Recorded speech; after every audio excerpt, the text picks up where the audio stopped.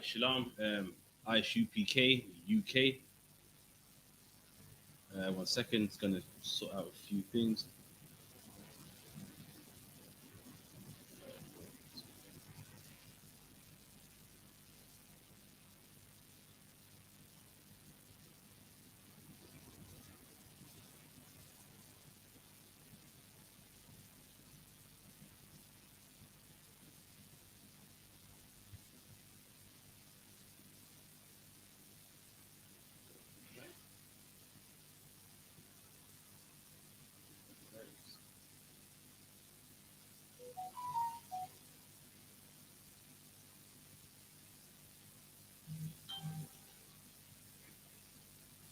All right, bear me 1 second. It's going to sort out the room.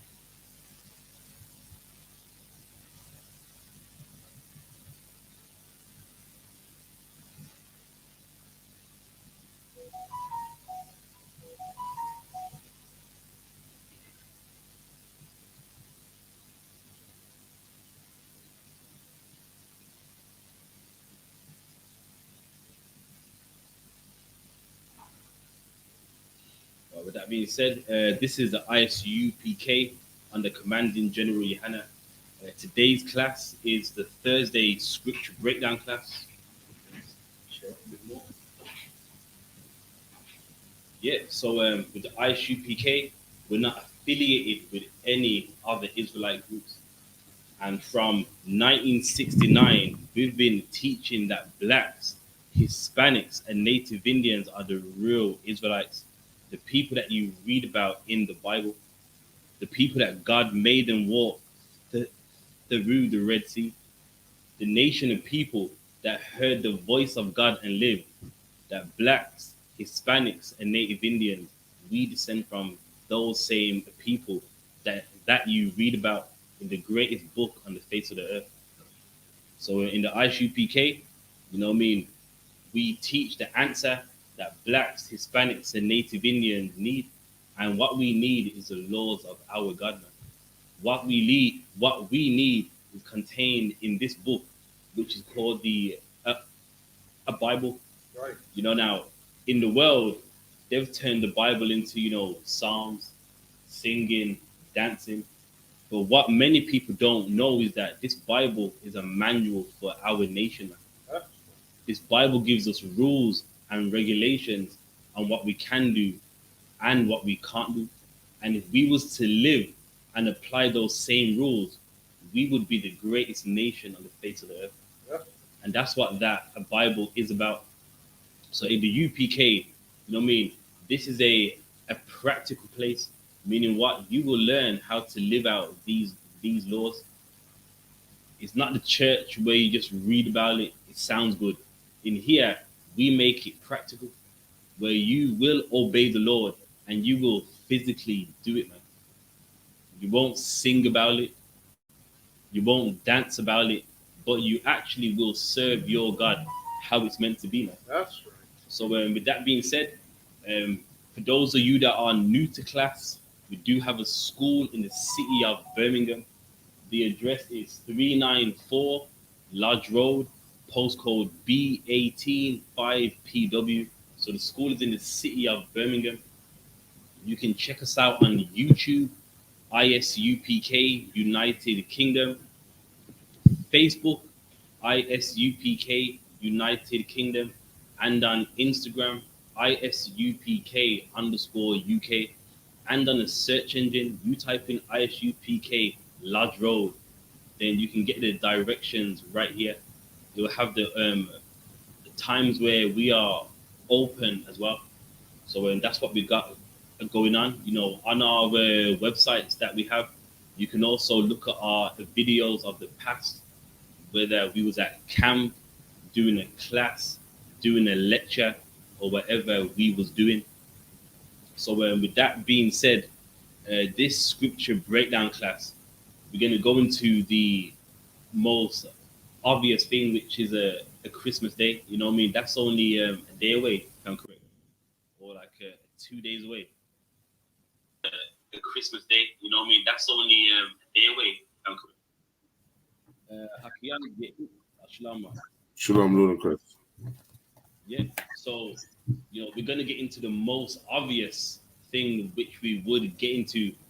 Why? Because with the Christmas, so many people believe, it's a day of love. It's a day where, everyone's one. When that is not the case, there's been research where even the people that did the research, they know that around the Christmas time up until New Year's Day, you find the most deaths more than any time in the year.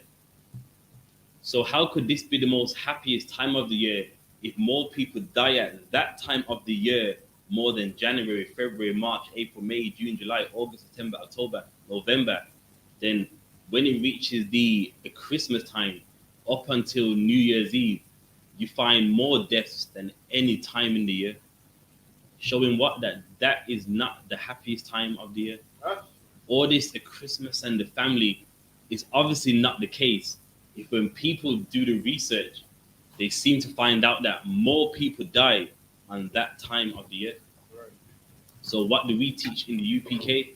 Leave those pagan holidays alone, man. If you're black, Hispanic, and native Indian, the Lord has given you holy days. And let me tell you something, you follow those days, the Lord will be on your side.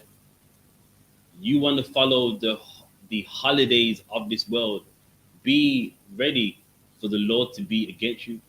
Someone give me Amos 5 and 15.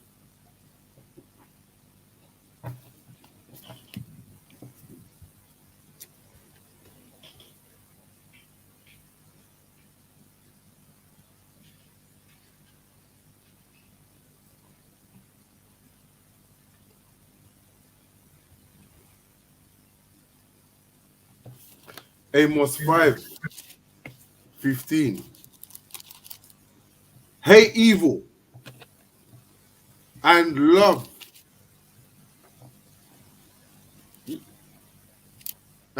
the good.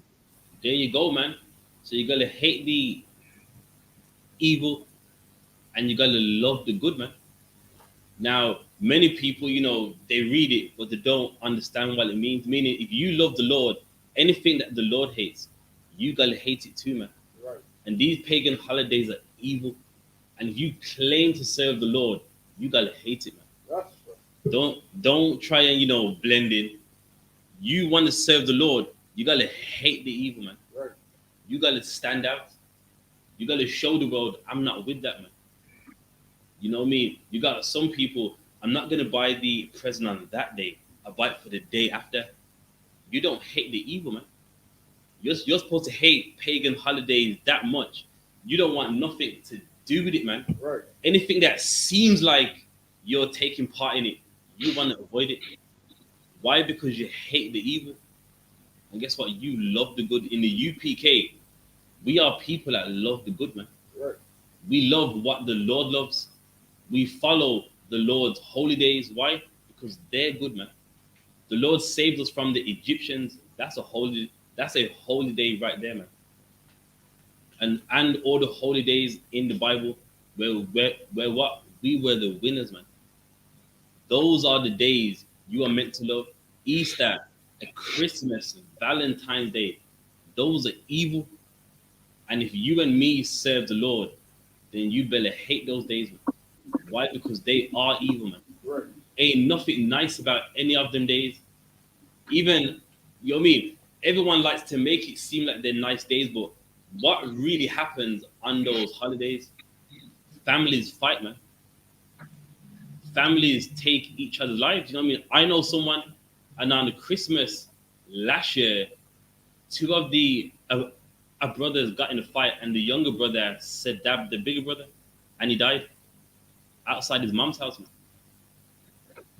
Now, if this is, it's the Christmas time, the family all in one house, then why did that happen? Right. It happens because that's not what those days are really about, man. Right.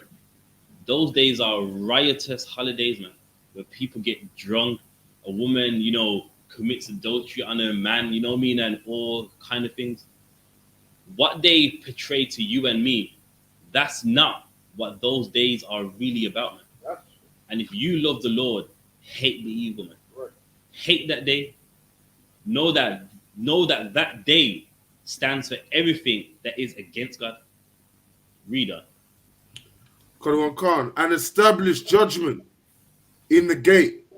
And there, man, and what? Establish the way of God in the gate, man. Establish what the Lord wants. And that's what you see in the UPK, man. People that establish what the Lord wants. Why? Because in the world, they please man. In the church, they know none of these pagan holidays are even in the Bible. But what do they do? Because everyone likes it, they have to have it too, man. With Halloween, that's nowhere in the Bible, man. Right. Nowhere. You can't find it from front to back. No Bible dictionary, no Bible reference book. But the pastor in the church, he has a party around the time of Halloween. Why? Because everyone likes it. He's pleasing man. While as in the UPK, we establish righteousness, man. Right. Judgment, the things that the Lord wants. While as in the world, they entertain you, man. You like Halloween, guess what? You're gonna get it, man. A Halloween party in the church, jack-o'-lanterns, green lights, and all that stuff. Why? Because that's what you want. While as in here, we establish the judgment of the Lord, man. That's right. Read. Kadawan Khan. It may be that the Lord God of hosts will be gracious unto the remnant of Joseph. And there you go, man. Meaning what? Meaning, if we turn back to our God, it might be He may give us another chance, man. And imagine that. This is something that we don't understand, is that you can get a second chance if you earn it. You know, so many of us, we've lived life thinking that, listen, man, God hates us, man. Look at life, black people enslaved, dead, this and that. But do you know, if you do what the Lord wants, maybe you can get a second chance, man. Black life, you mean the world makes it seem like we're doomed. And the Bible says, listen, if you turn back, there is a chance that you can get another chance, man. And that's something all of us need to learn in here. While you are alive now, you have a second chance, man. If the Lord didn't want you to have another chance, you would be dead. You wouldn't be alive to get that second chance. That's why every day you wake up, you accept that, listen, I'm awake. So I've woken up. Let me use this day to get right with the Lord, man. Yeah. You wake up the next day. Let me do even better. Because if the Lord, if He didn't want to give you another chance, you, me, and all of us, we would be dead. Reader. Kadawan Khan. Therefore, the Lord, the God of hosts, the Lord saith thus: wailing shall be in all the streets, and they shall say in all the highways, alas, alas, and they shall come, Salakia, and they shall call the husbandman to mourning. Okay, And so meaning what? I'll break it down. So because we didn't return, we're going to be in the streets wailing. The word alas, alas, does anyone know what that means? Salakia, sir. Yeah. Does it means like finally, finally? No. I know what angle you're coming from, but the word alas, it means death. So meaning we're in the streets wailing, saying alas, alas, meaning what? All we see is death, man. Correct. And that's Handsworth, that's Leicester, that's Manchester. You know what I mean? This is in the Bible. Because we left the Lord to go and partake in pagan holidays, where we live, we're people wailing, saying, alas, alas, man. What's that song? I see death around the corner. That was a Tupac song. That's right. You know what I mean? You're reading about it in the Bible right here. That because of our disobedience to God, we will be a people that we will be on the roads wailing, man, saying, "Damn, death, death," meaning what? Death is everywhere, man. Read on. Kadawan Khan. And such as are skillful of lamentation to wailing, and in all vineyards shall be wailing, for Yeah, I man. will pass. So I'll break it down. So what is the point of that? Meaning, wherever we are a nation that is wailing, man. A nation that is always crying. A nation that will always be sad. Why? Because we disobeyed God, man. The evil, we didn't hate it. And that's why you gotta understand that if you want to serve the Lord, you gotta hate what the Lord hates. Right. Or what will happen, you will end up liking what he hates. Right. Be like, it ain't that bad. You know what I mean? It's just one day.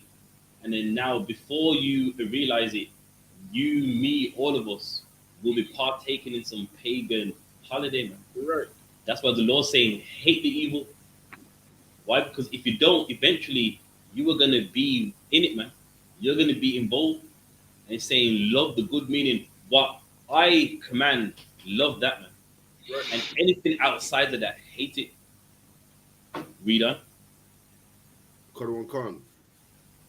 For I will pass through thee, saith the Lord. Woe unto you that desire the day of the Lord. To what end is it for you? And there you go, man. Woe unto you that desire the day of the Lord.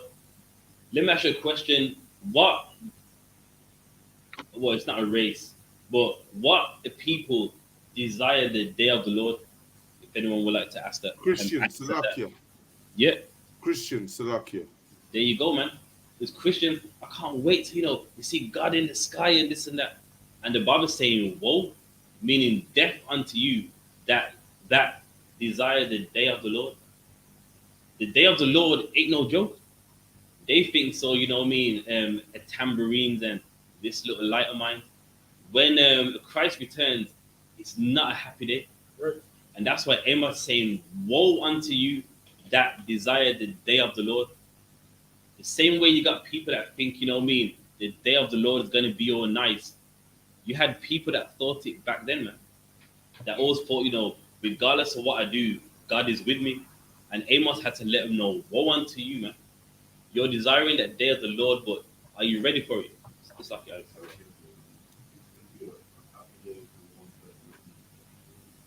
yes, it will be, but for those that ain't a part of that, it's not a happy day for them. Right. So basically, what is the point of this? Meaning, as a nation, we don't serve the Lord, but then we can't wait for the day of the Lord. So Amos is like, woe unto you, man. You're desiring a day that you really don't want.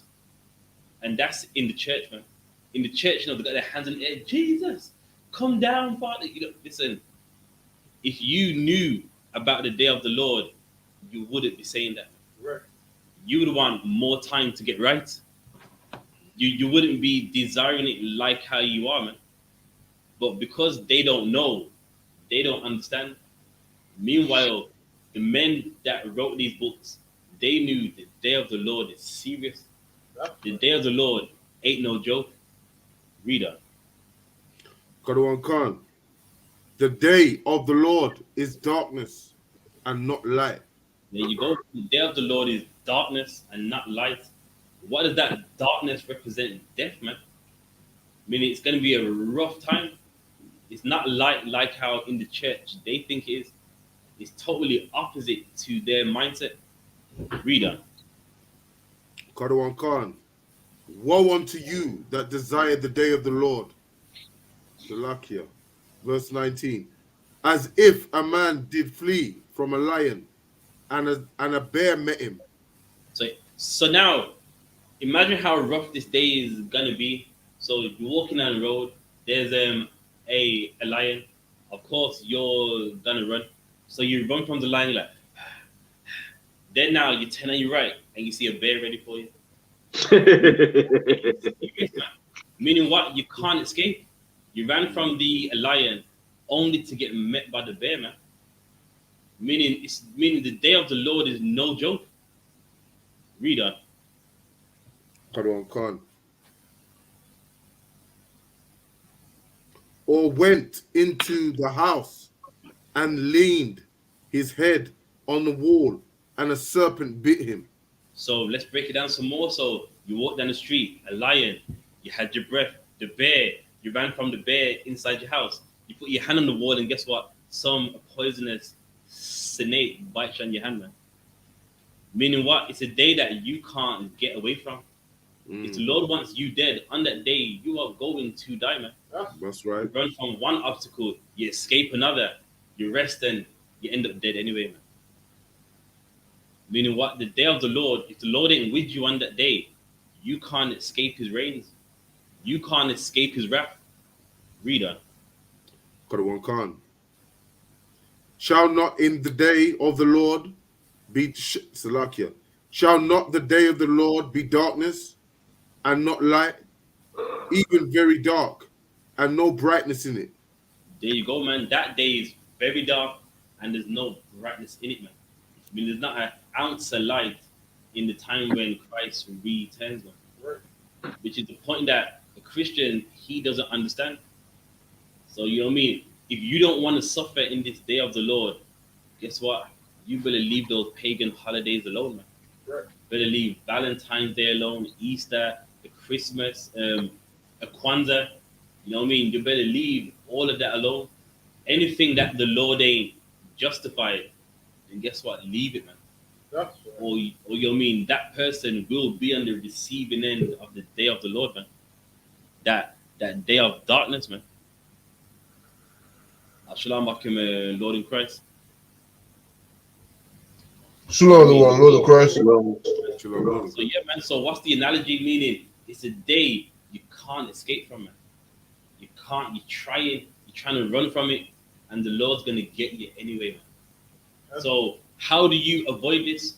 By leaving these holy days alone, man. Leave them. They're not for you, man. You know what I mean? We got blacks, Hispanics, and Native Indians. We're spending money we don't have anyway, man.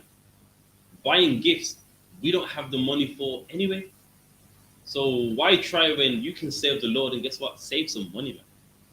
You mean we're trying to partake in days which we can't afford anyway, man. Buying gifts, taking out loans, maxing out a credit card to buy toys that what the kids are gonna forget about next week, man. Right. I mean, you're gonna buy them those gifts, and guess what? The kids forget about it the week after. You're gonna come in the house after a hard day of work, and that toy's gonna be on the floor, man. And guess what? Guess what? Your son's gonna walk on it. You're gonna be like, "What are you doing?" They're like, "Oh, sorry." He forgot, man. He doesn't even value it. She doesn't even value it, and now you're in debt for something that they don't even play with anymore. You know what I mean? So how do you avoid that? Don't partake in it, man. The Lord has holy days. The Lord has all what we need. And guess what? A Christmas is not one of them, man. Leave it alone. Let's get Psalms 106 and 39.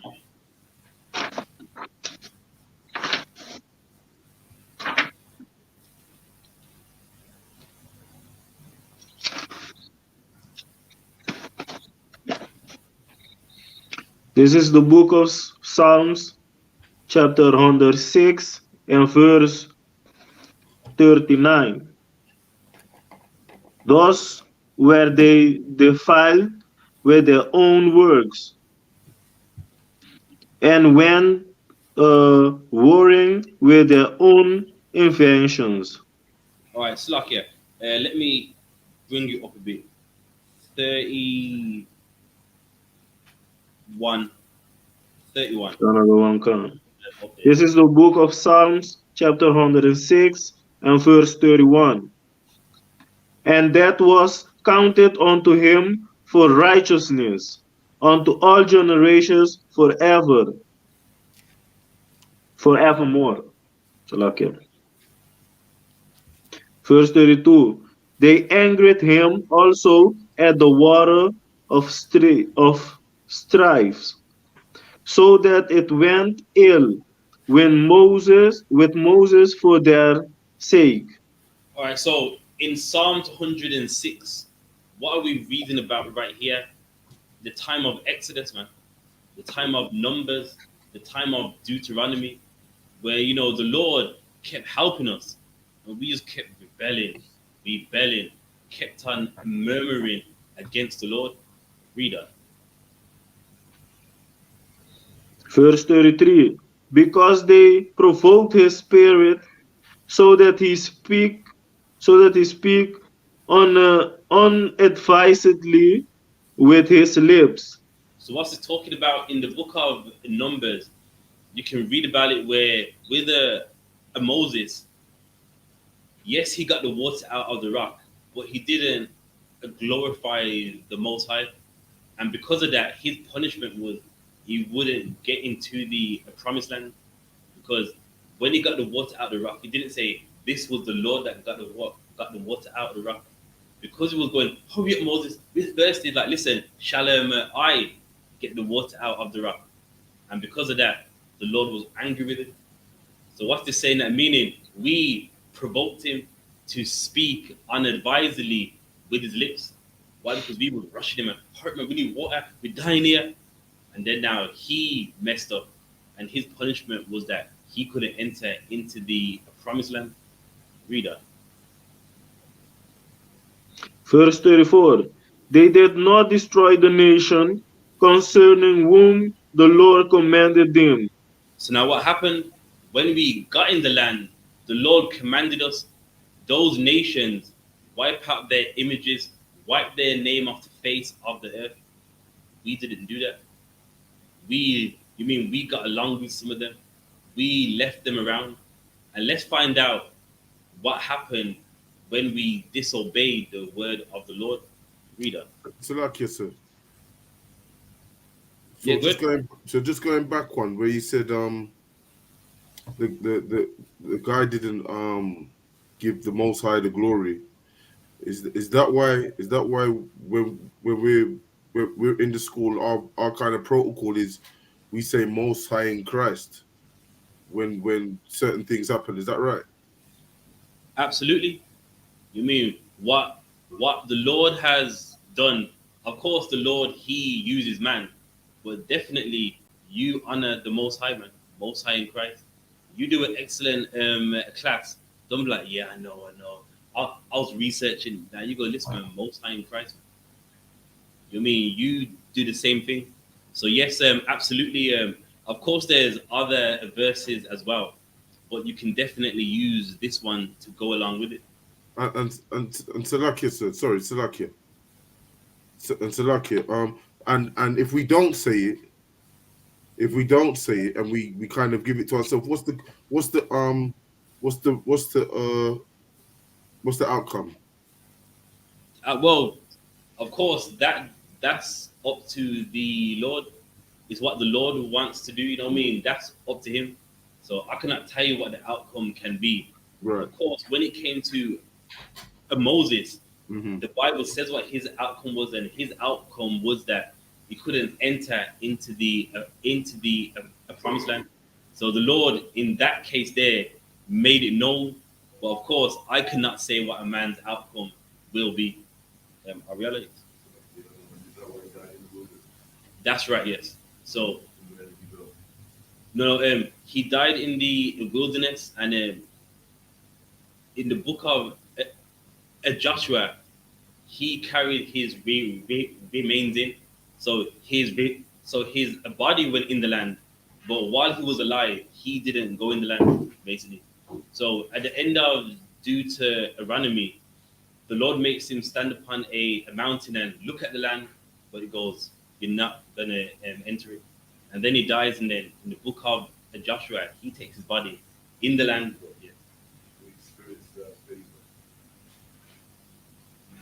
Again, the Bible don't say. So you know what I mean? You can't say it did, can't say it does not. You know what I mean? The Bible doesn't say, he had a favor on him in the next life or something, or don't know. So what we do know is that in that time he was a man of the Lord, but he spoke unadvisedly with his lips, and the Lord punished him for that. And his punishment was, you're not going to enter into the promised land. So still, we don't know the What do you mean? So, like, if you can elaborate on that, his spirit. Yeah. So, okay, so I'm trying to say, so you said, obviously, of course, he died at that time.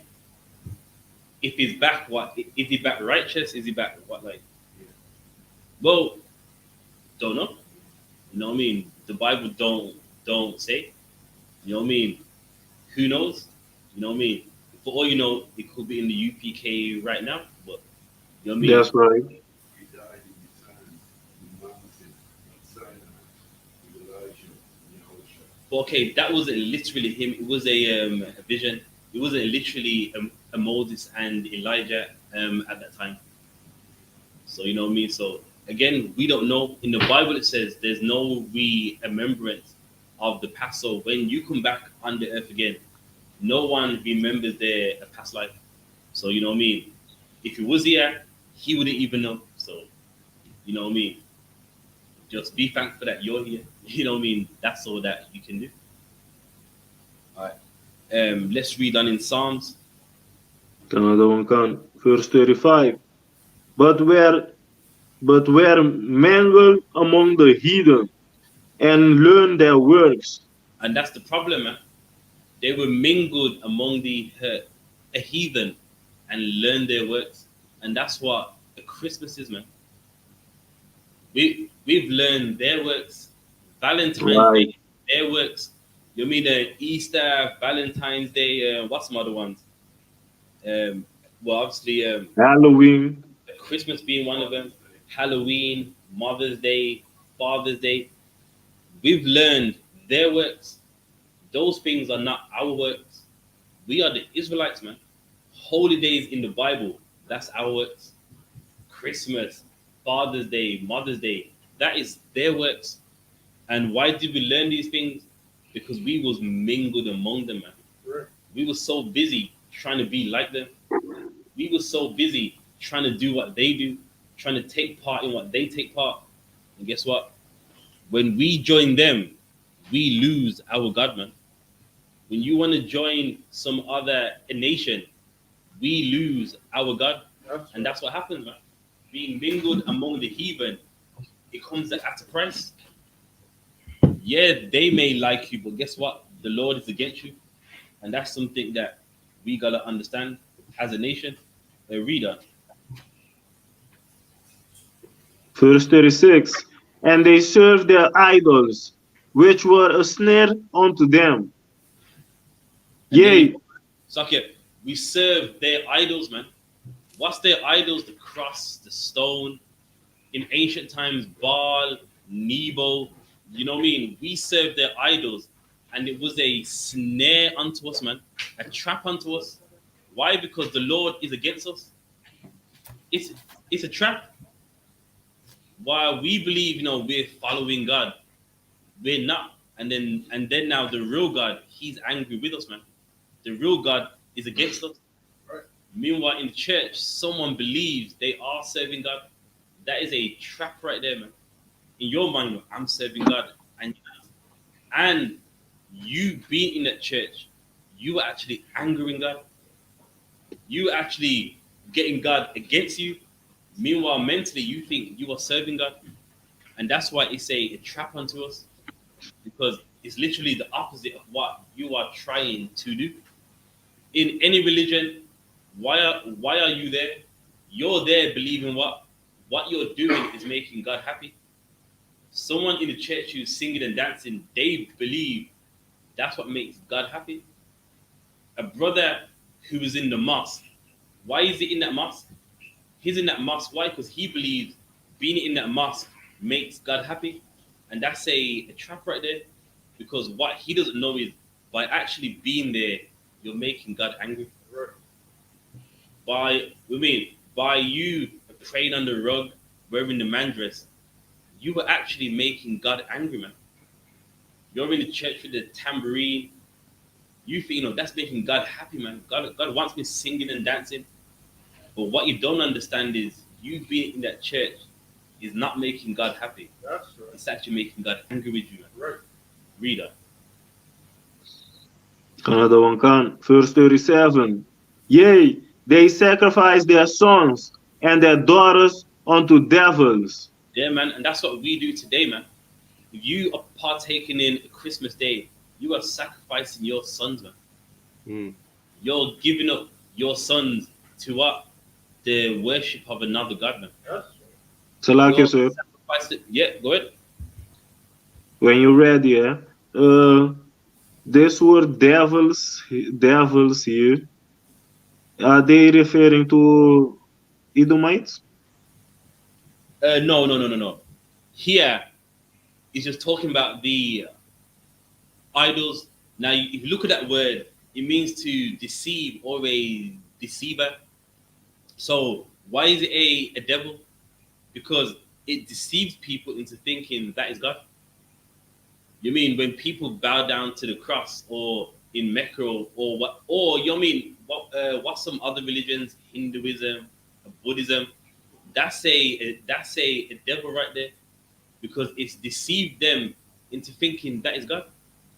You mean they're worshiping it? You mean washing it down?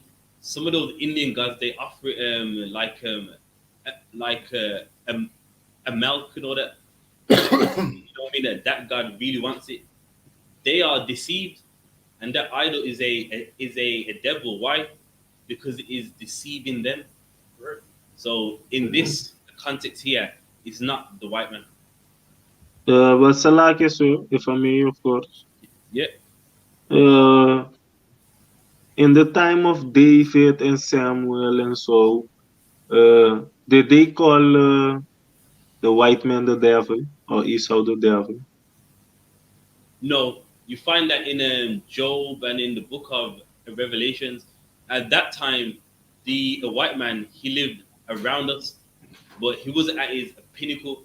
Of course, back then we knew who he was. We had our identity. He's the devil. Why? Because he's deceived the whole world, like what you read about in the book of Revelations. He's the devil, and then it's self-explanatory. He deceiveth the whole world. And how they do that? By making the people of the book white. Right. So he wasn't then. Of course, the potential is in him, but you know what I mean? At that time, no. All right, did that answer it for you? So they was fighting with each other, but it wasn't like they know that they are like their arch enemy or something like that. No. Okay, in the Bible, we had wars with them, but they didn't deceive us. We knew who we were. We knew our identity. You know what I mean? They were just a nation outside of our land. That's all what they was. So yes, we had wars. We knew that they was our enemy. You can read about it. You know what I mean? King David, he fought the Edomites too. So you know what I mean. So we have always had wars, but though you know what I mean, they didn't take our identity. They didn't do those kind of things. Now, of course, with the Greeks in the book of Maccabees, it lets you know that they tried to paint their own images. So even from that time, they were trying to deceive us then. But before that, they were just a nation that lived outside of our land. That's all what there was. So basically, it started when Herod became king and things like that. Well, no, as I said in the book of Maccabees, when you know what I mean the white man was under the Greek Empire, they were trying to deceive us then. In the book of Maccabees, what's that verse about? They tried to paint the likeness of their images. Meaning what? You know what I mean we had paintings of you know what I mean Hosea, Isaiah. Not saying that's what they exactly look like, but we had them images, and they tried to paint their likeness. So that is deceiving them, meaning you're trying to make the men of the Bible look like the Greeks. So you know what I mean? So if you want to use a time frame, We want to use the Greek Empire, where basically that was where the deceiving was implemented, where they tried to paint the men of the Bible how they looked. All right, so okay. What's that correct? All right, let's read on. All right. This is the book of Psalms, chapter 106, and we at verse 38. And shed innocent blood, even the blood of their sons and their daughters, whom they sacrificed unto idols of Canaan, and the land was polluted with blood. And there you go, man. With sacrificing your sons and daughters, we polluted our land, man. Which showed you what? Don't learn of heathens. Don't mingle with them. Why did all this happen? Because we mingled with the heathen, man. We joined them and thought, there was something there. And guess what? The only people that get hurt is us, man. Let's give an example. Look at the Windrush. You know what I mean? I've watched those early Windrush videos, and it's heartbreaking. So many of them happy to be in England. Yeah, this is the motherland. I'm coming to England. I'm gonna get a good job and this and that. And look, when we mingle with them, who gets hurt? We do. They're not hurt. We are the people that are getting deported illegally. We are the people that gave our all and what don't get nothing. Imagine this. They was begging you. You come here, build the London Underground, work in the NHS. You drive the buses. You do all those things, and then now England gets on its feet, bro. You got to go, man. They don't care how you go. Even when they want you gone, there's no real reason why. They just want you gone. Why? Because when we mingle with them, we get hurt. That's why all throughout the Bible, why do you always find laws? Be holy unto me. Separate yourselves. Separate yourselves. Be holy because I'm holy. Because the Lord knows what happens when we join other nations. We get hurt. Right. We join them, and guess what? We are the losers, man. That's why all throughout the Bible, so many people go, but why is the Lord so racist? Separate yourself. You're above these nations. Separation. Because the Lord knows us, and He knows if we join another nation, we are the people that get hurt. Right. We are the people that end up on the losing side of it. I'll give you another one. In West Africa, you read, Babylon 2, Timbuktu, the book, it lets you know we helped Africans. They were fighting like wood and, things that didn't mean nothing. We taught them the use of iron and, we're not invented, but we brought like a body armor into West Africa. We helped them. Then what happened?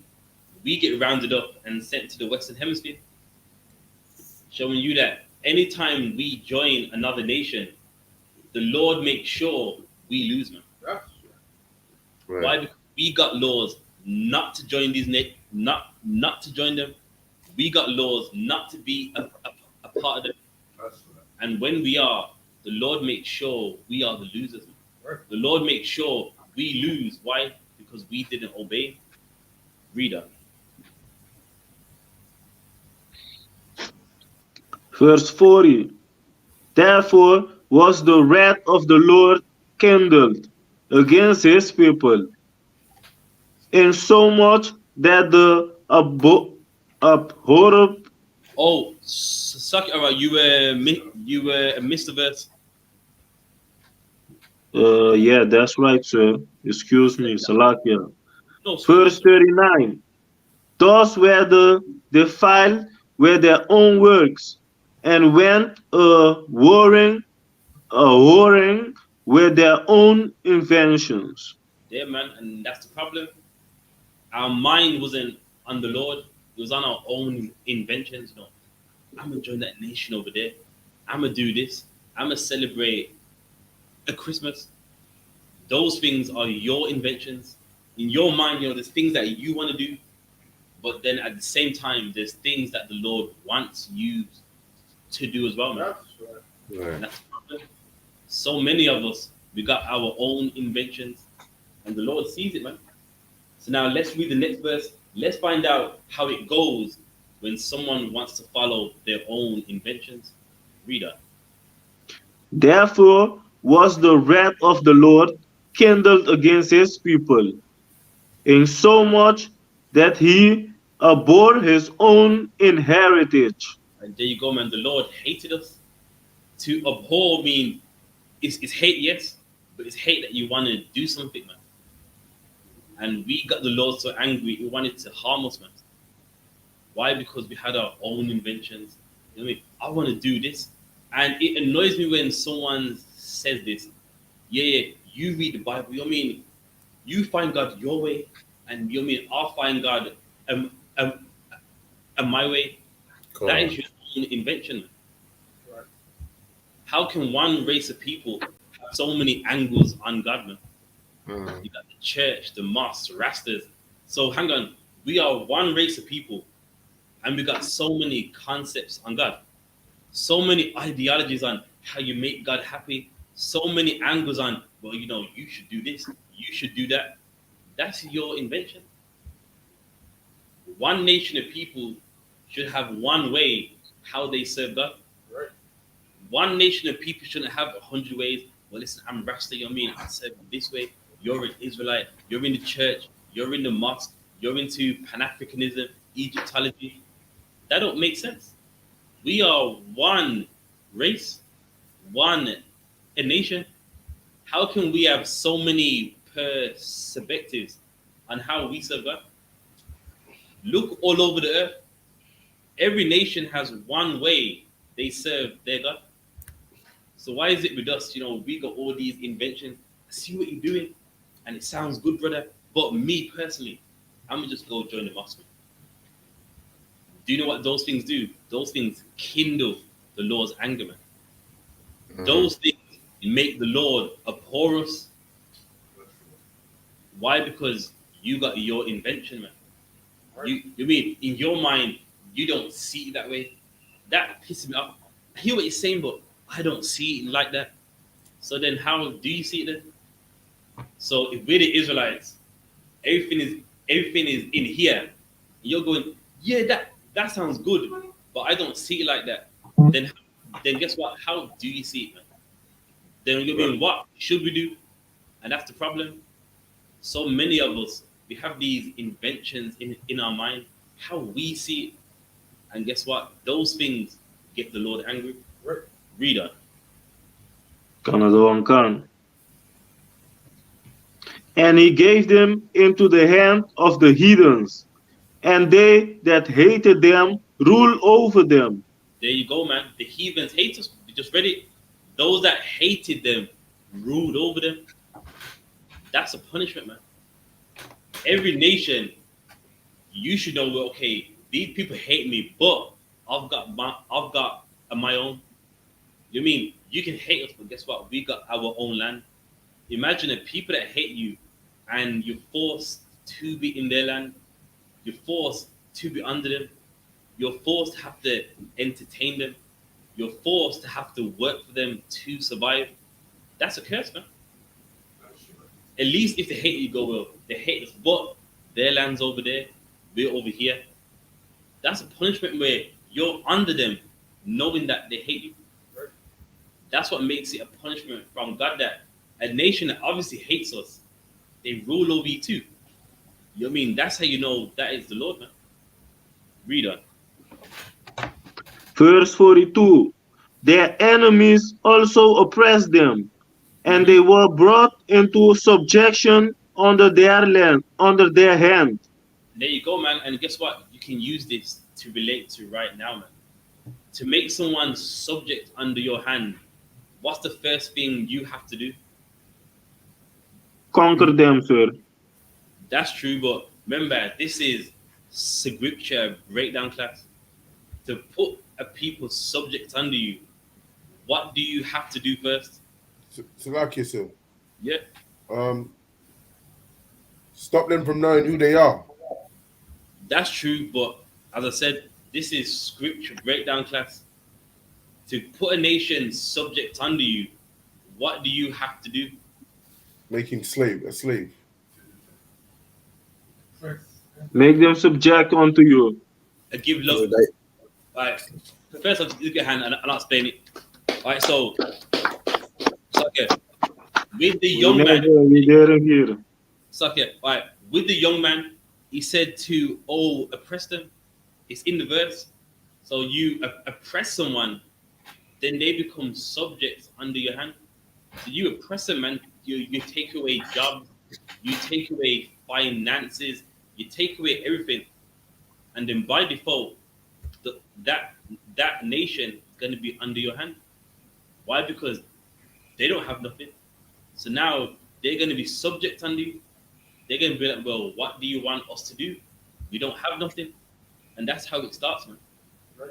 You know what I mean? With being oppressed, there is a agenda behind it. Because if you have yours, then you can't be subject. Imagine this. You know what I mean? Even though a nation hates you, you have your own. That stops you from being subject under them. Now, if I oppress you, I take away your economic wealth, I take away anything that can benefit you, what would you have to do? Beg me? And with begging me, you become subject under my hand. You do whatever I want you to do because you don't have nothing. And that is life of blacks, Hispanics, and Native Indians.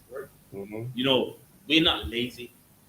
All of that talk about, yeah, but in England, so many people, they've just reached and they got businesses.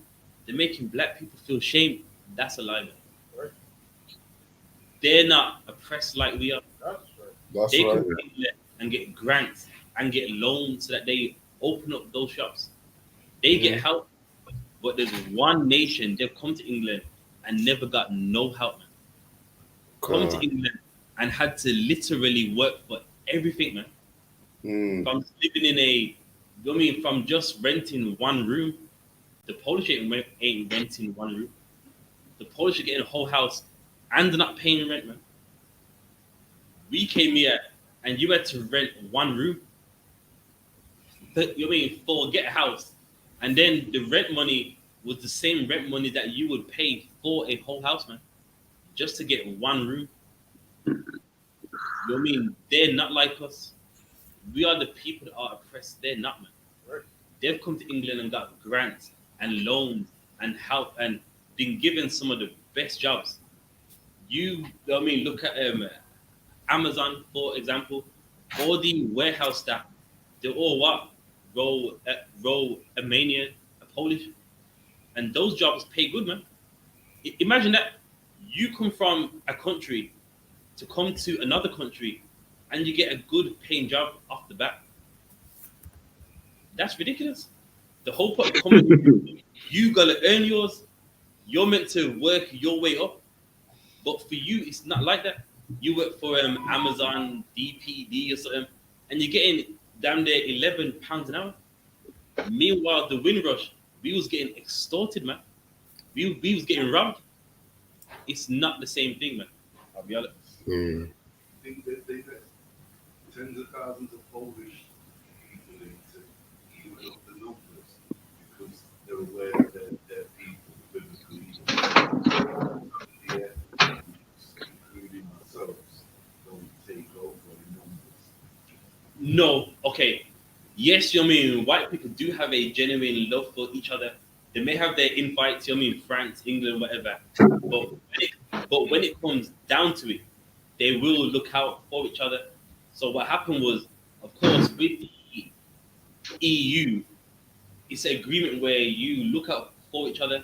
So at that time, England allegedly, you know what I mean, had a lot more jobs, while as those other Eastern European countries, they did not.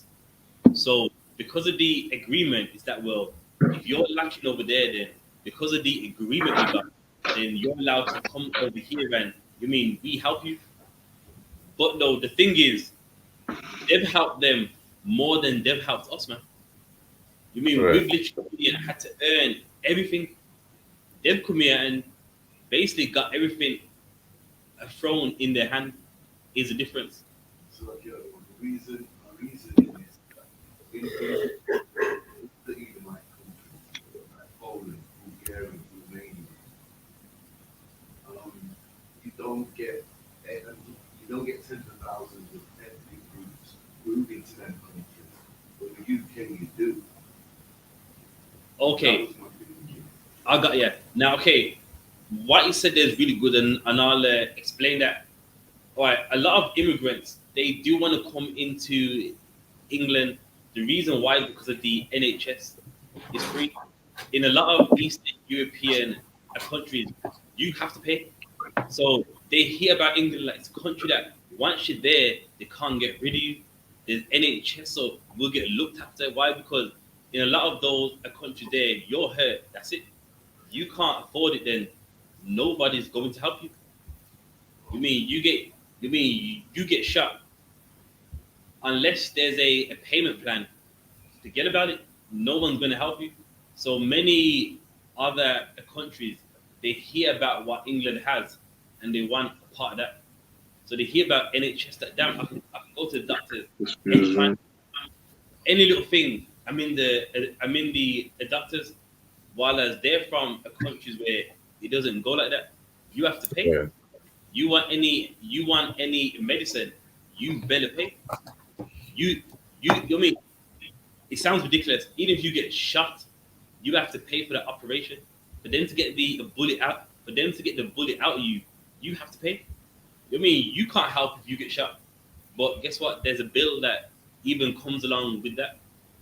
So that's why many of them want to come here because it's free. You So mean like it, you don't pay for much. Iraq.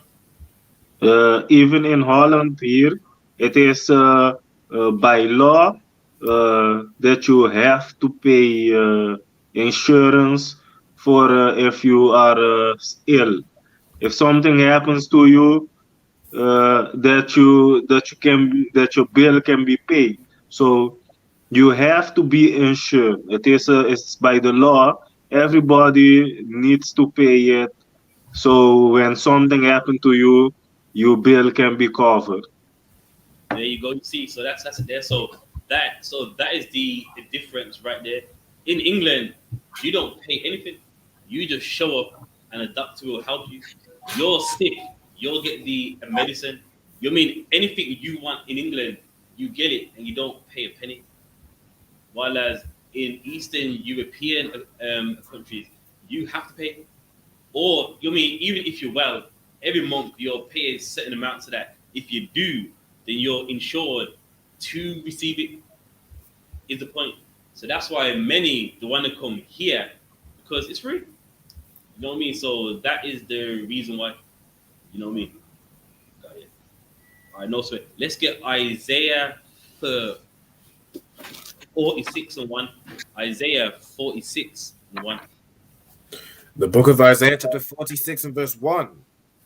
Bel boweth down, Nebo sweepeth. Their idols were upon the beasts and upon the cattle. Your carriages were heavy loaden. They are a burden to the weary beast. So what is Isaiah talking about here, man? He's talking about idol worship. So I'll give you a little bit of a backdrop here. You mean back in the days, you know what I mean? People used to make huge idols and they would just put them on the back of a beast so that you can get carried around. And of course, on a beast's back, it's a burden. Now, how does that relate to us? These pagan holidays, they're burdens, man. All these idol pagan days for blacks and Hispanics, these are burdens, man. Imagine this. It's a burden knowing, listen, if I don't get my son what he wants, he's going to hate me. If I don't get an Xbox X series, damn, my son he won't even talk to me. That's a burden, man. Meaning, when you serve false gods, when you partake in pagan holidays, it's a burden, man. It's a heavy load on you. Meanwhile, you can serve the Lord and carry nothing, man. You can serve your God and not have to have this a burden on you that I gotta buy him this game. If I don't buy him, my kid's gonna hate me. I gotta get my daughter whatever it may be. If I do, if I don't, they're gonna hate me. My kids are gonna look down on me. It's a heavy burden, man. Read on. Conrad. They stoop, they bow down together. They could not deliver the burden, but themselves are gone into captivity. There you go. So meaning what? With those idols, people bow down to it. Well, it can't deliver them, man. That idol cannot help them. So what's the point that Isaiah is making? All the idols, the pagan holidays, it's of no use, man. It can't help you. You think by buying your kid a gift, it's gonna make him love you. No, it's not, man. You mean you can buy your kids all the gifts, and guess what? When they turn 16, they're gonna hate you anyway, man. Right. Meaning it doesn't help you, man. Your daughter, I mean, I'm gonna buy her this toy and that toy. When she becomes 16, she's not gonna like you anyway, man. That's right. Showing you that by you doing all that, by you having that heavy burden on you, it's not gonna help you anyway. You're gonna sacrifice, and you know what I mean, I'm gonna work overtime. I'm gonna take it alone because my kid wants a PS5. And guess what? One day the PS5 is gonna be a has-been, man. One day there's gonna be a PS6, man. And one day when your son is a big man, do you know what he's gonna say? My dad didn't do anything. You know what I mean? He didn't do nothing for me. He did nothing for me. And you're like, bro, I got this PS5, son. Listen, he's forgot about it, man. And he's gonna say you ain't done nothing for him. So what happened? It's a burden that you carried, and you never had to, man. So like I said, Burden that never helped you. And you got something? yeah. And if they don't get those PS5, they're gonna hate you even more because you gave them a stupid gift. They also let me. So what is the best thing for you? You rather get the haste and save your money, man. Mm. Than now, than you know what I mean, you take out a loan and get hated anyway. You're better off at least having the money and getting hated than what you going broke for a son that's gonna hate you anyway. When it's been, you never done nothing for me. You wasn't there, daddy. You wasn't there. So you might as well just save the money. You might as well just take the burden off you. You know, you're not gonna like you anyway. So you're better off just not buying the gifts. Like, Yeah. and then later on down the line, have you hating, man? Mm. So like I said, you could spend the money on some food, so you wouldn't say later, yeah, I spent hungry, I spent days hungry, and There's no point, man. And I'll give you an example. It's one guy I know in the world. You know, he's in a relationship. The son wasn't his directly, but you know what I mean. It was from another man. From young, looked after this boy. You know what I mean. Done everything. And you know, one day the son, you know, as years went on, he became a big man. So what happened was, you know what I mean, with my friend and the mom in the house, they was having a row, and the son beat him up like as if he never knew who he was, man. Beat him up bad. After all what he did for him, only because of argument against his mom, the son beat him up bad. And listen, like he loved him, and you know what I mean, looked after him, and he didn't care. He didn't go, I know they're having an argument right here, but you know what I mean, at the end of the day, you know, my dad wasn't there, but this man was. They had an argument, he flipped out and beat him up, man. Bad. So you know what I mean? Yeah. Always be mindful of that, man. Don't leave the Lord to go and entertain your kids, because a time will come where your kids, they won't even care anyway. They won't respect what you did. So now the Lord is against you, and your kids who you left, the Lord for, man. So you know what you're better off doing? Just serving the Lord. Just serving the Lord. that's You know what I right. mean? You mean he brought them all kind of gifts, man? You know what I mean? And look, when the argument happened, that wasn't even in the son's mind, man. He didn't think, you know what, this person looked after me. He just beat him up, man. Someone given a verse about he that shall save his life shall lose it. in Matthew. He that shall save his life shall lose it. Matthew what, sir? If you can look for it in a search engine, he that shall save his life shall lose it.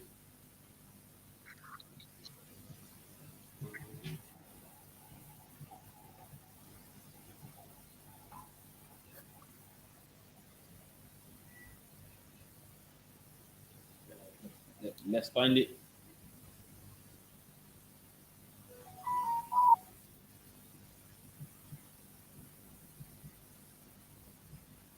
Matthew 16 and 25, I think. Let's get Matthew. What's that? 16 and 16 and verse 25. or Matthew 15 and 25. It's I like got 16. it, sir. Oh, sorry, Matthew 16 and 25. Right, subscribe there. Read it. Please. This is the book of St. Matthew, chapter 16 and verse 25. For whosoever will save his life shall lose it. All right. So we'll start right there. What does it mean by for whoso shall save his life shall lose it? Would anyone like to have a shot? Yes, sir. That if you, I'm use like an example. That maybe you're at the camp and some shit started. Things are going down, and you run away to save your life and die a few streets further because they catch you alone there. I get the example. It's good, but that's good. But one more over here. You know what I mean? In relating to a Christmas or you know what I mean, a pagan holiday. So that one's good. That one's a carnal one. But yes, I see the point. Would anyone else like to have a shot? Yeah, it's like if I could. Yeah. Is it like you do things that are against the Most High, or you kind of you compromise yourself for the sake of other people not coming against you? So like with Christmas, you celebrate it so you don't seem like the odd one out and things like that. It's to kind of save your life and your kind of like reputation in this world. But because of doing that, you've essentially you've lost your life, because obviously the way of life is the Bible. So you're not in the way of life, you're in the way of death. Just give that a hand. No, that is more up the road, man. So, for example, as what you said, someone trying to save their life around Christmas time, they're like, I don't want to stand out, man. Right. I mean, before the UPK, I was the guy, I brought all the gifts, man. You know what I mean? I used to go all the shops and buy all the gifts. And you don't want no one to look at you differently. So what do? You try to save your life. You're still buying the gifts, wearing the Christmas jumper and all that. Right. You're trying to save your life. And guess what? You're going to lose it anyway, man. Those same people you're trying to impress, they're going to hate you anyway, man. One day you're going to find out they're not your friends. One day you're going to find out they don't even like you. You're going to walk in a room one day and they are talking about you, man. You who buys them all the gifts, they're talking about you or him. He's a wanker, yeah, man, it's so annoying. Gosh, man, you know what I mean? Yeah, but he does buy some really nice gifts though. But yeah, he's an idiot. You know what I mean? You're gonna lose that life anyway. Right. The people that you're trying to impress, the Lord's gonna make them hate you. So you're better off just serving the Lord anyway, man. God. You know what I mean? So many people leave the truth over a woman. And guess what? You're trying to save your life with that woman. That woman's gonna have sex with someone else anyway, man. While you're not here, you know what I mean, thinking, yeah, I'm gonna save this life to her. She hates it when I'm with the UPK. On those Saturdays, I'm on those camps. Guess what? That woman's gonna leave you anyway. And now you've lost that life, man. That Right. life that you're trying to save, you're gonna lose it anyway. So what is the best option for you to serve the Lord anyway? God. Don't try and hold on to something in the world, because you are going to lose it. I'm gonna blow your mind. In the world, a loyalty does not exist, man. In the world, friendships are not real. Mm. That's why whenever people come through these doors and they see how we are, they go, bro, in here I sense like a love and unity. Why? Because in the world you don't find it, man. And when people walk through these doors, like in here, it's real. That's right. Because in the world, it's not real, man. Those friends you Right. think you got, they're not your friends, man. Let something come up and they can benefit off it. Guess what? They're gonna throw you under the bridge, man. I mean, you think they're your friends till what? Their back is against the wall. Then you're gonna have to find out that person ain't your friend. Reader.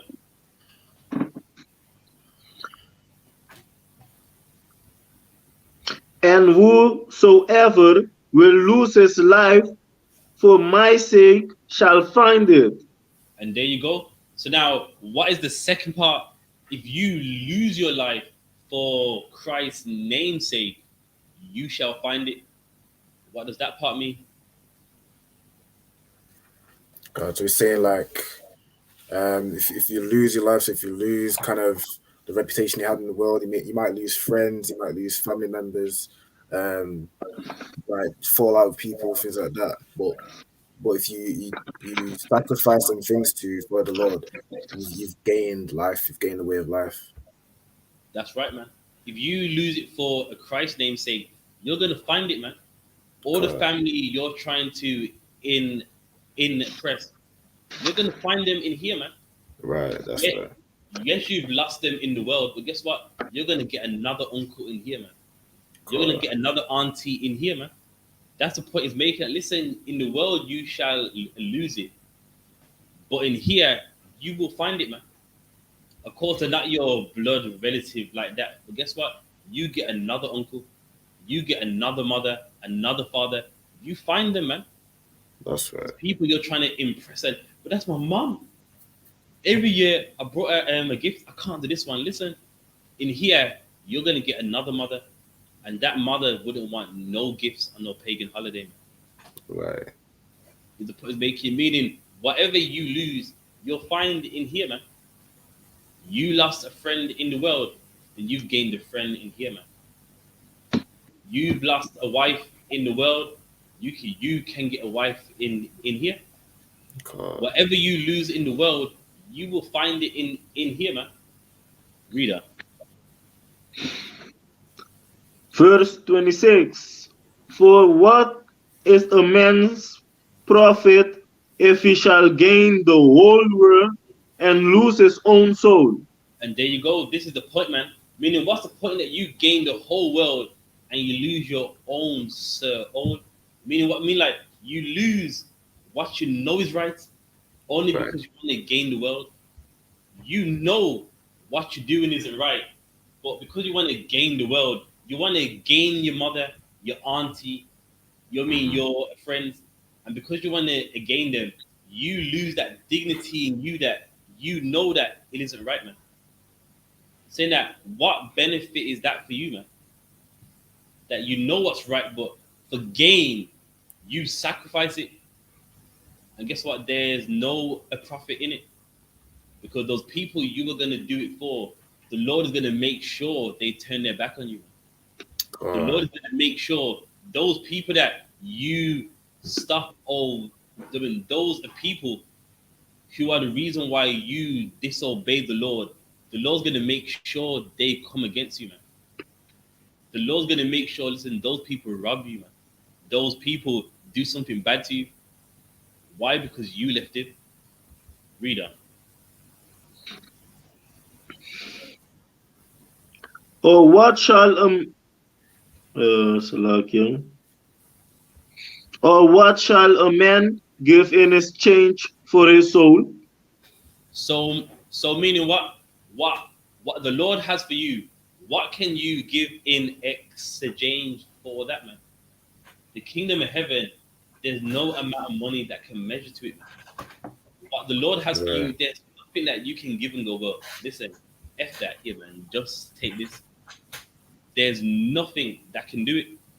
And it's saying like basically You know, the point of this is forget the world. There's Correct. nothing that they can offer you that is better than this, man. That's right. There's nothing. And believe me, in the world, people got nice cars, money, this and that. But what beats all of that, man? You you know the Lord. That why? Because there's people that got nice things and they don't know the Lord. And when you don't know the Lord, life is miserable. Life is sad. Right. And that's what we got something that many people in the world desire. We got something so many people in the world they wish they had.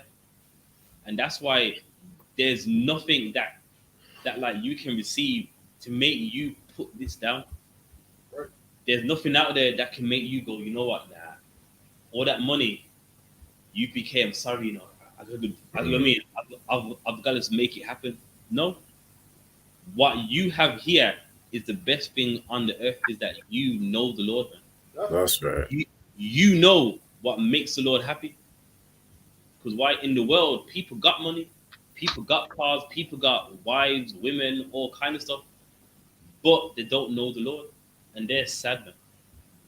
They pretend to be happy around you, but when they go home, they're sad. Like, you know, life's miserable. Like, I'm around people that don't really like me. I know they don't.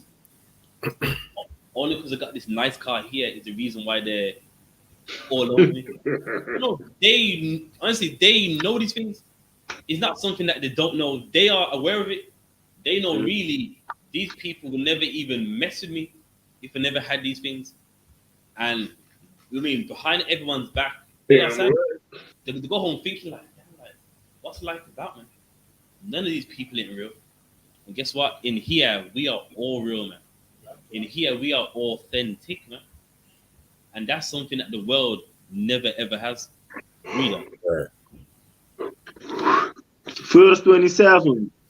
For the Son of Man shall come in the glory of his Father with his angels, and he shall reward every man according to his work. And there you go, man. That's the kingdom of heaven. See that? Listen, you know what I mean? In the world, you can't, there's nothing that can match this. Then he explains, because I'm coming back with the angels, man. And I'm going to reward every man according to his works, meaning you work hard in this, your reward is bigger. You do a little bit of work, you do a little bit of work, you do get a reward, but it's not as much, man. Saying, listen, I'm coming with something great, and according to your works, that's the reward you get, man. You work hard, you get a big reward. You do a bit, then your reward ain't so big. Is basically the point of this right here. So I would recommend to all of you get to work, man. You mean if you're in here, you might as well aim high. Damn, you know what I mean? Wow. Me personally, I want a big reward. That's why I'm here right now, man. There is a gain at the end of all this. Listen, man. I mean, my hands are deep in the dirt, up in, you know what I mean, in here, because there's a reward out there, and I want it, man. Right. Now, again, it's up to you, man. You know what I mean? If you want a little something, that's on you. But me personally, you know what I mean? I want a reward, man. You know what I mean? Lord allow I make it, you know what I mean? Of course, you know what I mean? Who knows? You know what I mean? You want some big reward like, yeah, Karasha, I saw you right there in the UK, man. Damn, take that mansion over there, man. You know what I mean? I want you to rule over India, man. You know what I mean? Me personally, if I'm here, you might as well aim high at least. You know what I mean? So you might as well get your hands on that plow, man, and just get working. Someone has something? Yeah, Salakia. Yeah, Salakia. I thought that we all get the same reward. Okay, I know I what was we're told talking that. about. So now the same reward is the kingdom, but then it says every man according to his work. So yes, the base of it is the kingdom, but depending on your work in the kingdom, that lets you know where in the kingdom you will be. So in the kingdom, it's just like now, you got a governors, a senate. You mean you have people that are really high up there. So yes, those we all get the same reward, but for your works depends on where you will be, man. If you'll be a governor over some part in the kingdom, you'll be, some man of some high reputation. That's the reward in every man according to his works. But Salakia, can't you be Salakia? When we're in the kingdom, can't you build yourself up to that level? Well, the Bible don't say that. With Christ, he said, reward every man according to his works. So meaning the works you do now, if you make it in the kingdom, then those works you did, then you receive your reward for doing those works. So now the point he's making is, you work hard over here, you will basically reap the benefits of it in the kingdom. So if you want a reward that is humongous, of course the kingdom is the base of it. But if you want more, then you got to get to work. Is the point? Can't see. All right, read on. Verse 28. Verily I say unto you, there be some standing here which shall not taste of death, till they see the Son of Man coming in his kingdom. Okay, so what does that part mean? There be some of you standing here which shall not taste death. So is he talking about someone literally dying here, or is he talking about something else? Salaki, sir, he was talking about the Pharisees and the Romans who was there. He wasn't meaning that they literally was going to be here when he come back, but you can say like their organization or their nation, you know, that Okay, will still be here when. okay, I'll break it down here. The point meaning is that yes, you're gonna die, but when I come back, you're gonna taste death. Meaning you're really gonna know about death, man. Nuclear fire, burning. Some people are gonna die of heart attacks, old age. But with Christ saying there's some of you here, when I come back with that fire, you're gonna taste death. You're gonna know about it, man. Is the point that he's making. So he's not saying they're not gonna die. It mean that when I return, you're gonna die a horrible death. Meaning I'm gonna come for you. Is the point he's making. Shouldn't be spared. Sorry? Shouldn't be spared. As in how like spared in death is.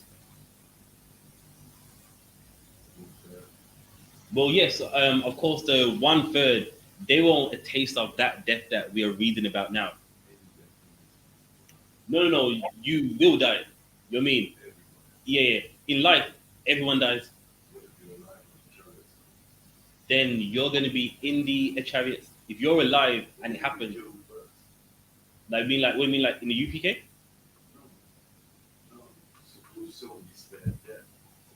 As in, like who, like Black, Spanish, Native Indians, For particularly. example, if the rapture starts in 30 years, and we're all still alive, and we're part of the non-third remnant, we be spared death.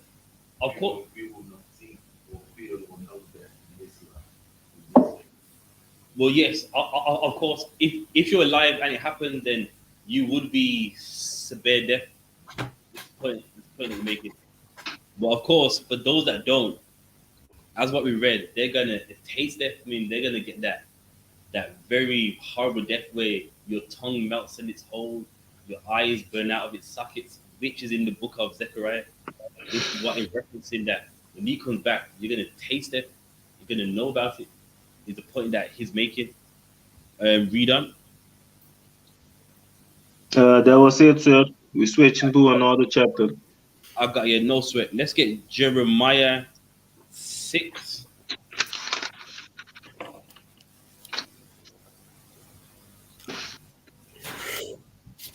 Jeremiah. Stucky, let's get Jeremiah 6 and 9. Stucky, I can come back 1 second. Yes. Yeah, hold that. Jeremiah 6:9.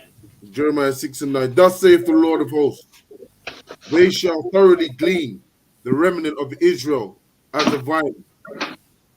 Turn back thy hand as a grape gatherer into the baskets.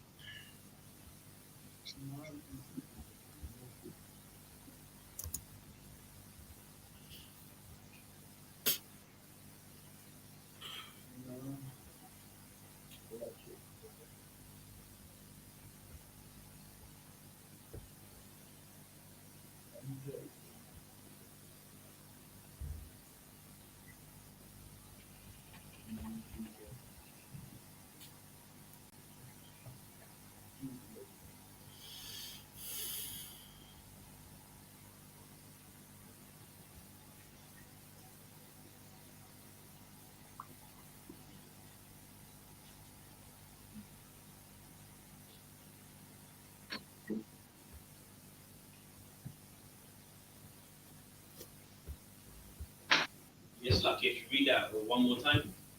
Quran Khan, Jeremiah 6, verse 9. Thus saith the Lord of hosts, they shall thoroughly glean the remnant of Israel as a vine. Turn back thy hand as a grape gatherer into the baskets. Read on. Quran Khan, to whom shall I speak and give warning, that they may hear? Behold, their ear is uncircumcised and they cannot hearken. So Behold, meaning now the Lord, He's warning us. We're saying that we don't hear, man. And if you want to know what is coming from the Lord, look at life, man. Life shows you what the Lord wants. For example, we join everyone, we get hurt. Doesn't life show you that maybe we shouldn't join anybody? Any nation we join, we will end up the people beneath them.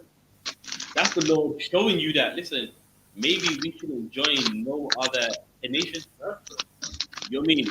We're in the church, and look what it's done, man. Made us think, you know what I mean? We can do what we like. Life shows that by looking at it, we should not be there, man. And the Lord saying we don't hear, even though it's evident. Why? Because in our mind, we got our own inventions, man. Reader. Right.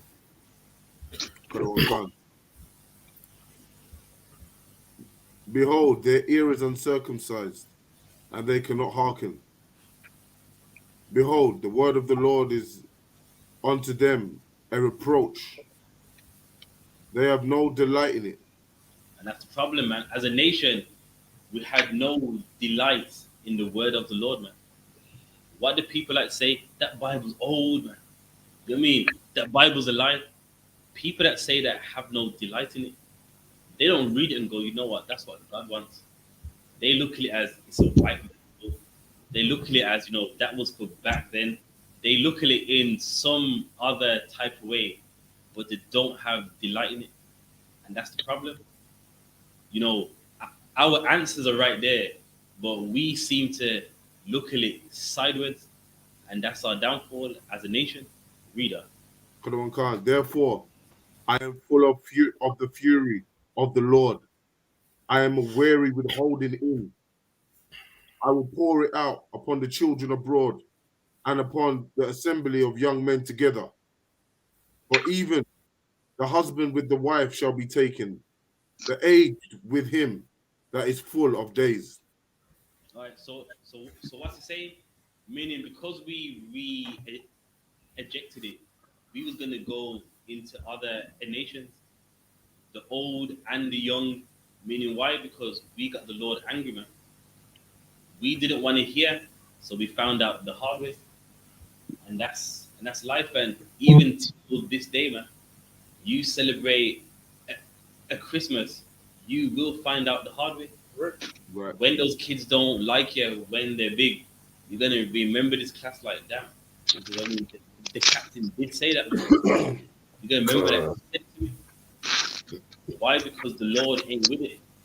And if you leave the Lord to gain the world, the Lord will make sure you don't gain the world. The Lord will make sure. The Lord will make sure your life is miserable. Why? Because you left Him. Reader. Qadwan Khan. And their houses shall be turned unto other Talakia. And their houses shall be turned unto others, with their fields and wives together. For I will stretch out my hand upon the inhabitants of the land, saith the Lord. And that's what happened to us, man. Our land is given unto another, man. The Israelis, the people of Palestine. And the Lord said that would happen because we didn't want to listen, man. And, you know, because of disobedience, this is why we're in England right now, suffering. And the Lord warned us time and time again. And that's why if you love the Lord, then a Christmas is not an option, man. Valentine's Day, Easter, Mother's Day, Father's Day, those days are not options because the Lord, in the past, you've seen what He's done for our disobedience. And if you love the Lord, leave those days alone, man. You know what I mean? Your mom's calling you about, come down, man. We got a gift here. Listen, think about what the Lord wants, man. Right. Don't try and make your mom happy. Make the Lord happy. Yeah.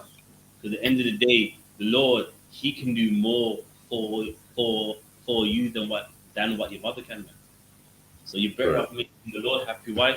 Because you're gonna make your mother happy, and guess what? One day your mom's gonna leave you anyway, man. One day your mom's not gonna like you, and she's not gonna invite you to her house no more anyway. So you're better off just serving the Lord, man. So we got 1 minute left. Has anyone got any question before we shut down? Concept. You got 3 questions, all right? Let's get it.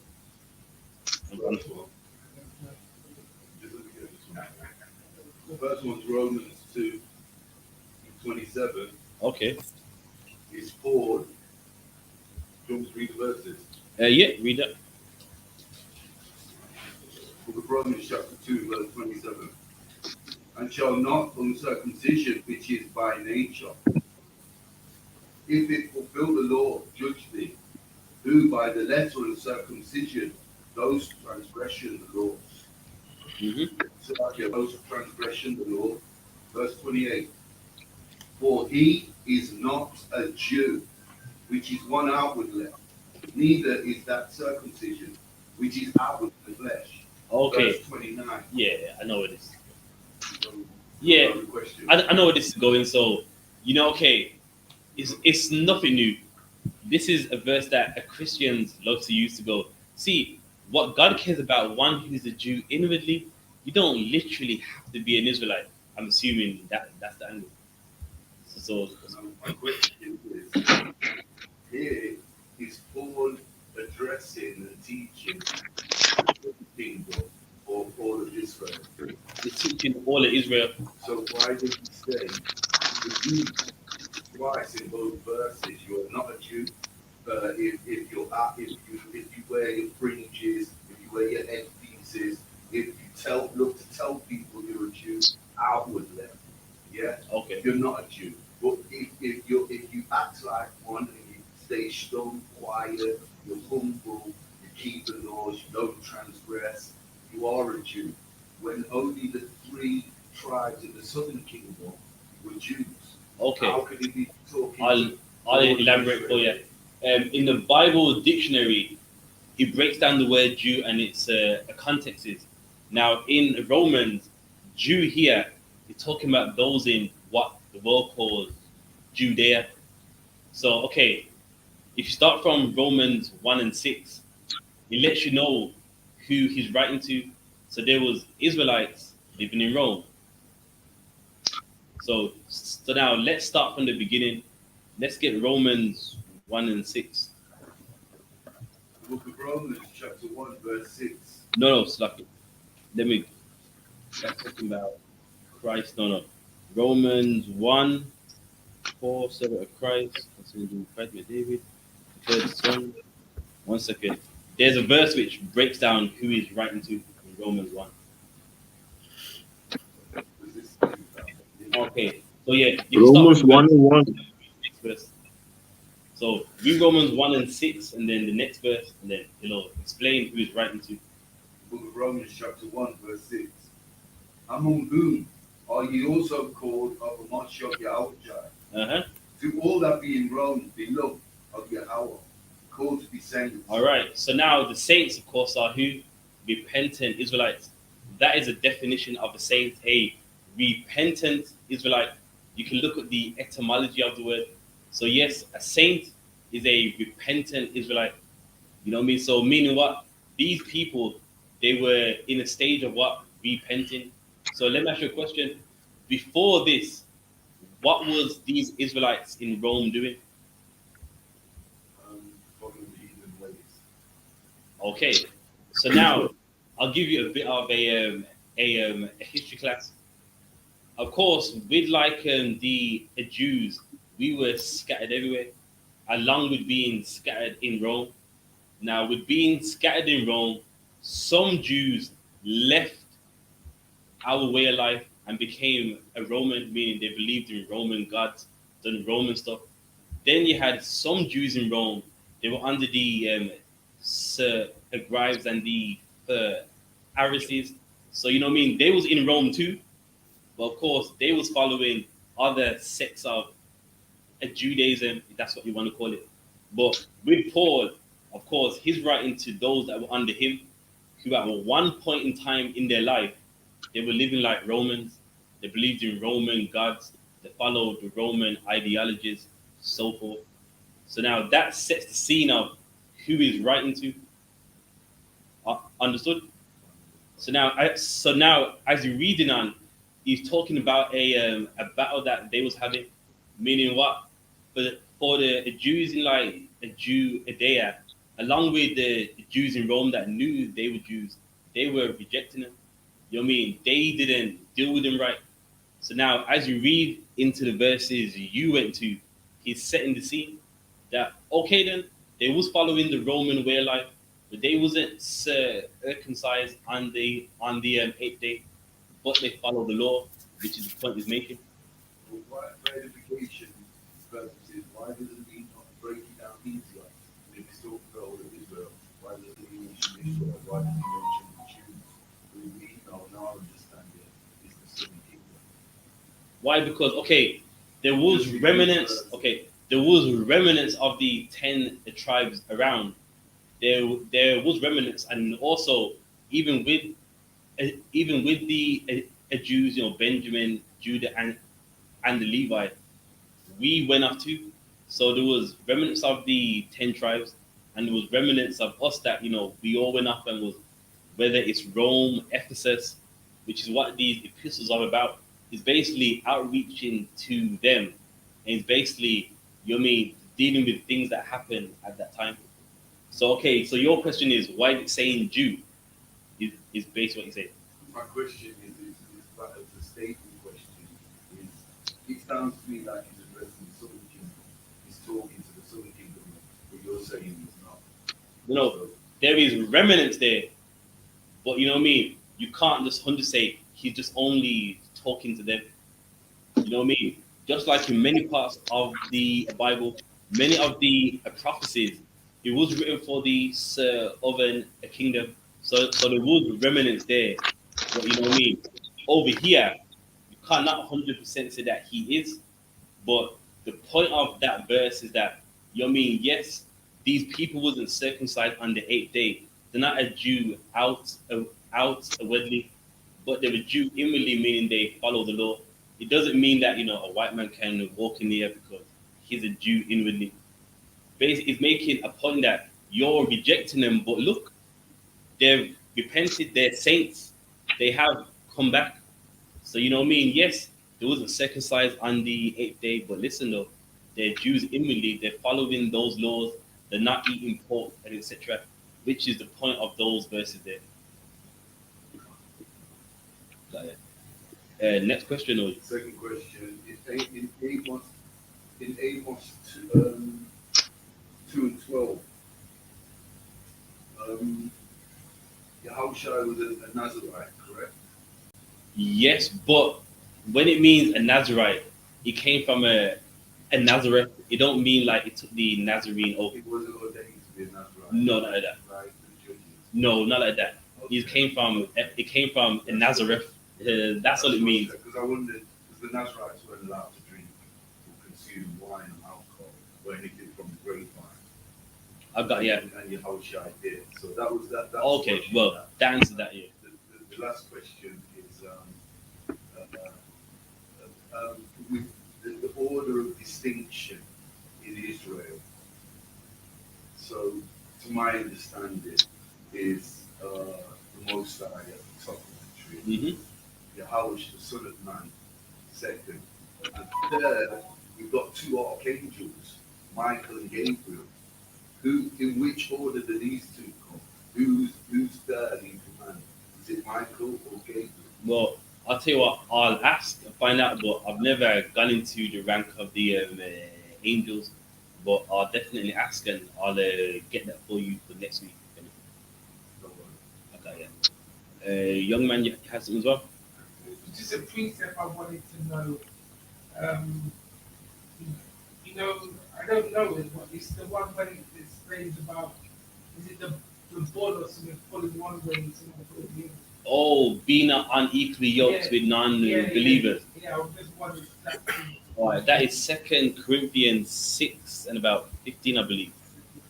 So the analogy of being unequally yoked with non-believers.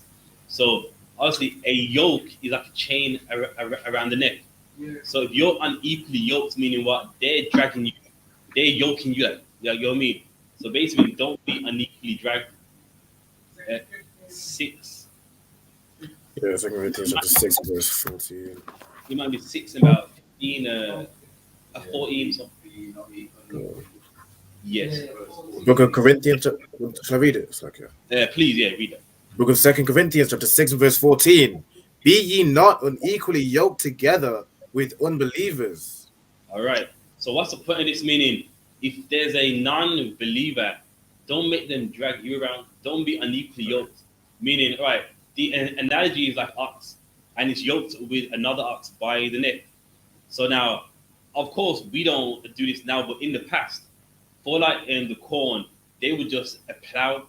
Now, if one ox is stronger than the other one, it's basically doing extra work. It's actually dragging that ox. So now, if you're unequally yoked, someone's dragging you around. Example, there's someone in the world, you're going to their mosque, and you mean you're learning of them, but then when you tell them, why don't you come here? They're like, no, that is being unequally yoked with a unbeliever, meaning he's dragging you around. He's got you talking to his shake his email. But when you're like, listen, man, let's go to a 394 Lodge Road. No, man. I don't know about that. That is unequally yoked. He's dragging you around, and you ain't dragging him around. Is the point of that verse? Later. I got Okay, that's 12. We're over the time by 10 minutes. All right. With that, I'm gonna hand it over to priest and officer of a 50 officer Quasar.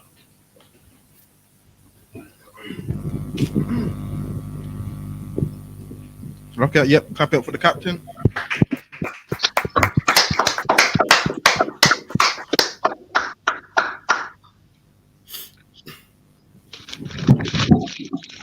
The ISUPK security announcements.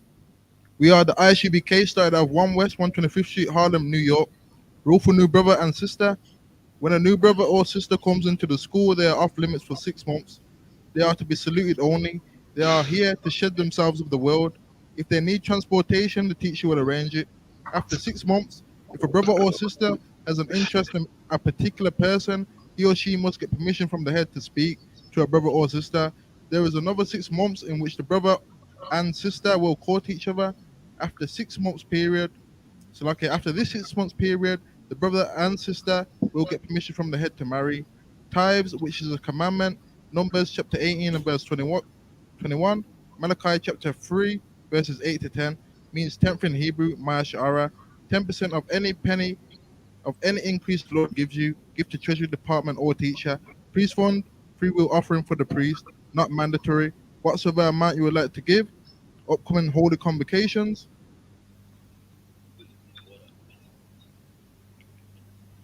All Akim and Akwaf are to check the bulletin board in the hallway. If anyone wants to be a trooper in the school, start wearing all black, boots, shirt, pants, headband, and scarf. To that, we'll say Ahmadiyam Shabbat, Ahmadiyam, Barak, Yahaba How Shem about Shem Yahweh, Shabbat. Ejamata, class dismissed.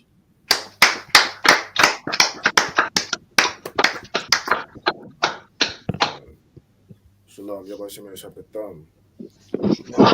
Shem Yahweh Shabbat. Shalom, Yahweh, Shem Yahweh,